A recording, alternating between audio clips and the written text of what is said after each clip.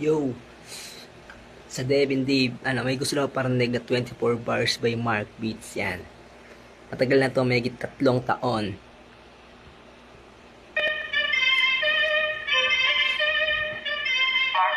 Sa pag-isip ng lalapatan, 24 na tipuan na aking sulatan gamit aking karanasan. Magulo sa una kung paano ba sisimulan hinako. Teka lang, medyo naguguluhan. Hinukay ang isipan kahit na walang laman. Daw, ikikwento ko na lang aking pinagmulan. By the way, I'm the sauce from a West San Andres, Back Reali 88, okay game.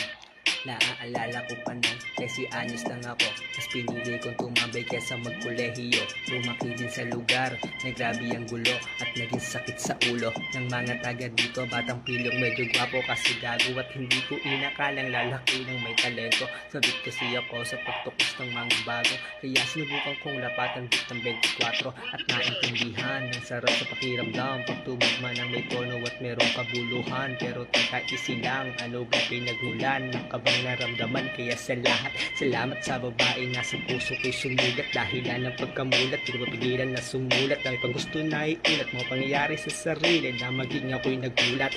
Ace. Sheesh, my boy.